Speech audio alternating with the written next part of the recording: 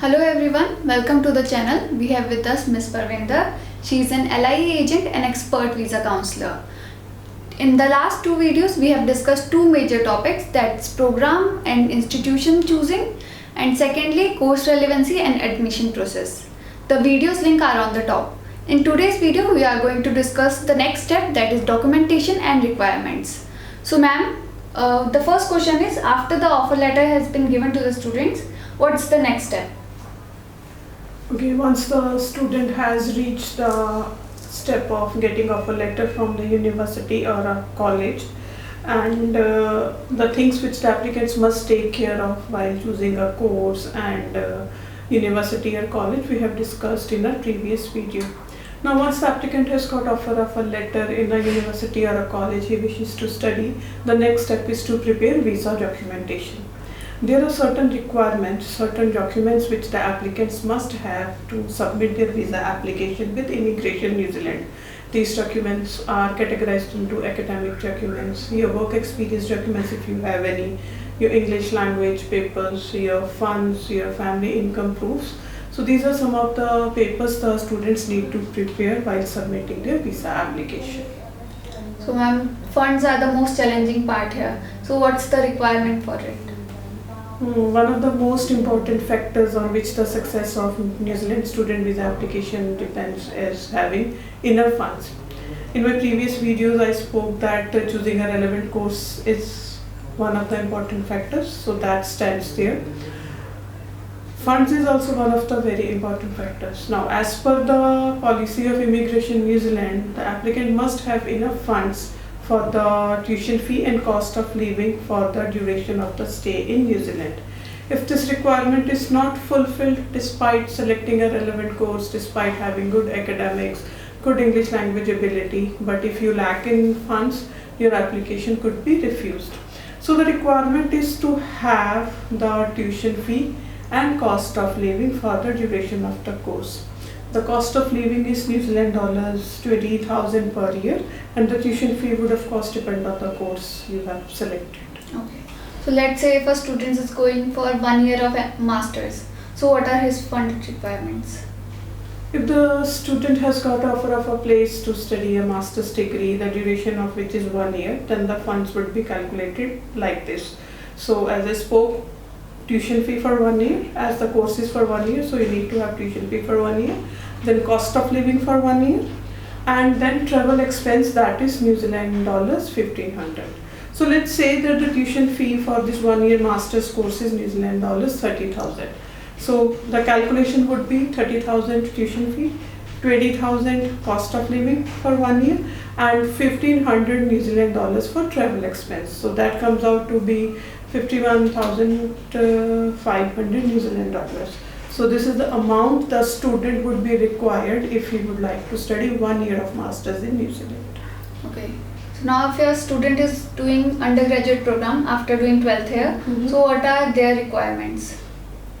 Well, undergraduate program, now it depends whether the student has chosen to do a 2 years diploma or a 3 years bachelor's degree or a 4 years bachelor's degree. So depending on this factor, the student would be requiring the funds.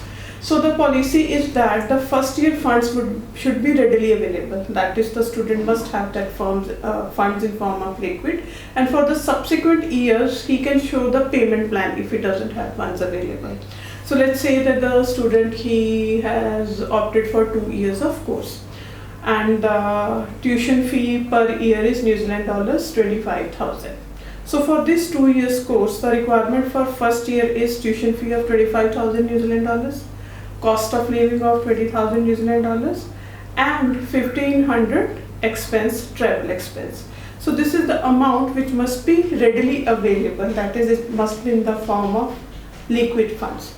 For the second year also, the student would be required to show the funds. Let's say that the fee is the same. For second year also, then it would be 25,000 fee, 20,000 cost of living, that comes out to be 45,000 New Zealand dollars. Now, for the second year, the student can show the payment plan. Payment plan means that he can attach the income proofs of his family, that he has got this income, this amount of income from these sources, and he would be funding his further studies from this money, this income source. So this is one of the options. The same could be applicable for the courses if the duration is for 3 years, because the family income, if you receive this year, you're also going to receive it every year. So this kind of payment plan would work. So these funds need to be old? Well, the requirement is that the funds must be available to you. You must have genuine access to the funds. Now, how can the student show that these funds have genuine access? So one requirement is if these funds have been old, if these funds have been in your account for a sufficient period of time, let's say 6 months.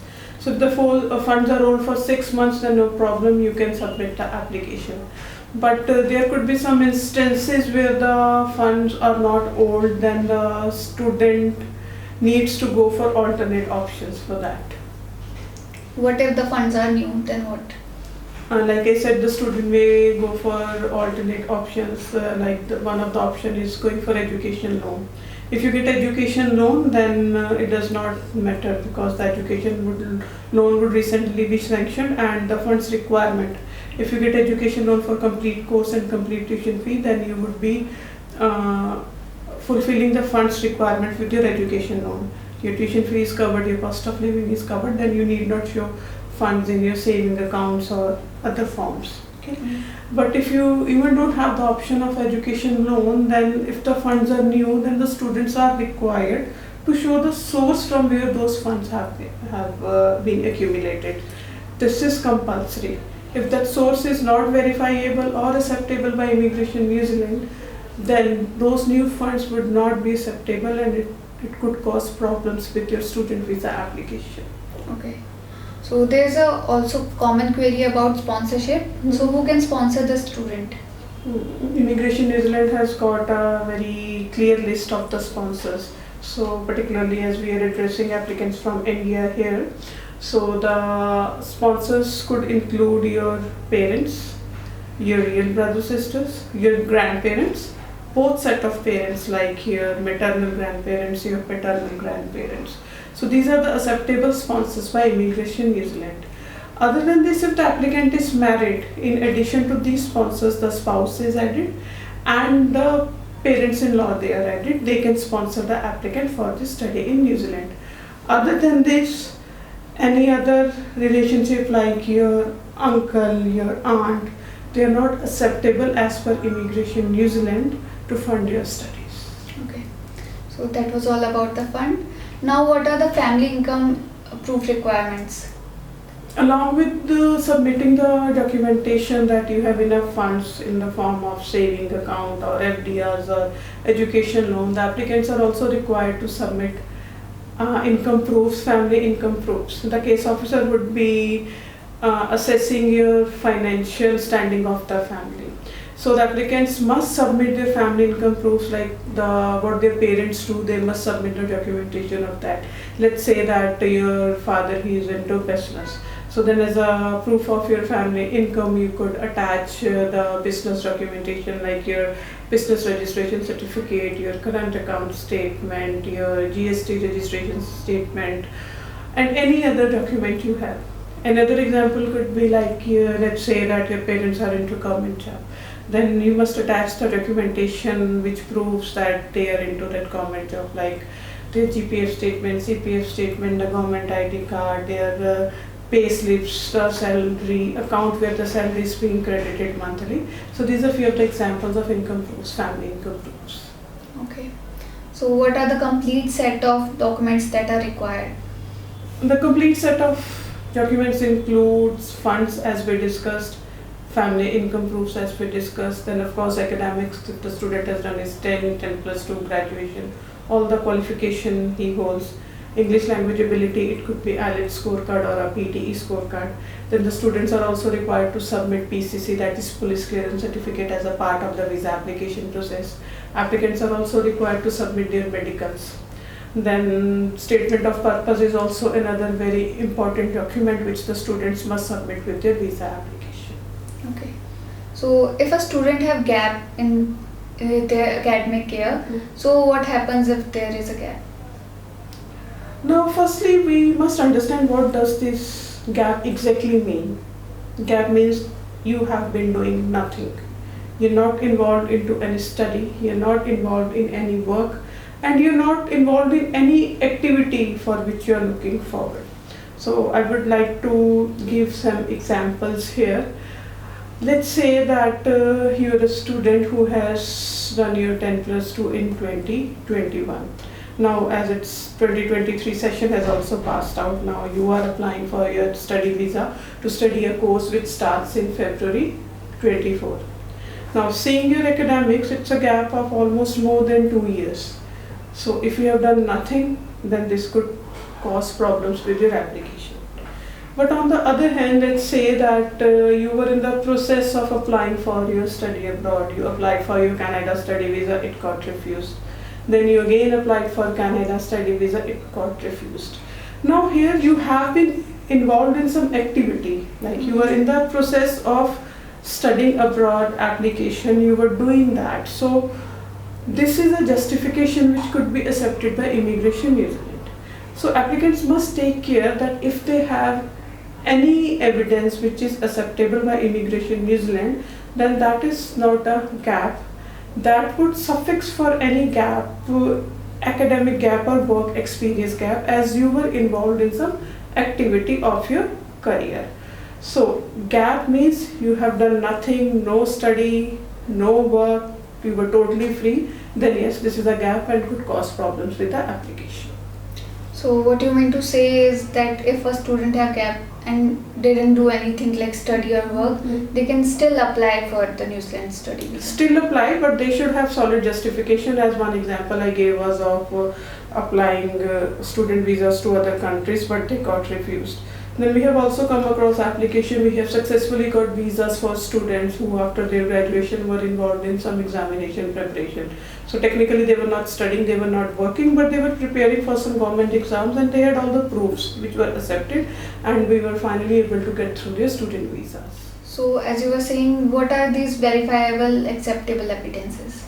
Verifiable acceptable evidences, like as I gave the examples, the student has got offer of a place from Canada, the refusal letter from Canada. Another example I quoted was of an applicant who gave his government exams. He had that slips with him where he, the admit letter, the date of the exam, all the email communication he may have got with the concerned department. So these are the evidences which are acceptable and verifiable. It could be acceptable and verifiable by Immigration New Zealand. So these were a couple of examples.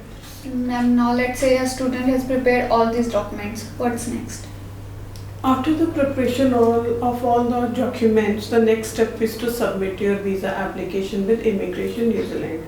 Now the student has got all the papers, his funds paper, his income papers, his SOP, his academics, his work experience it may have, his English language, PCC, medical. The student, he gives all this documentation to us, then we fill up the application form on the student's behalf. We represent the application in Immigration New Zealand and then submit the application online. It's an online process and we submit the application on Realme portal. Okay. So what is the visa processing fee? After all the documentation has been uploaded and the application form filled, the students need to pay the visa fee, that is New Zealand dollars 430. This fee is payable online and the students can pay this fees by their cards. That was all for this video. We have discussed documentation and requirement for New Zealand study visa. In our previous two videos, we have discussed course and institution and also course relevancy and admission process. In our next video, we will be discussing what happens after the applicant has submitted the application, its processing time, AIP, requirements and conditions. That was all. Thank you for watching the video, and you can contact West Highlander if you have any query related to New Zealand study visa. We will be glad to help you. Thank you. Thank you.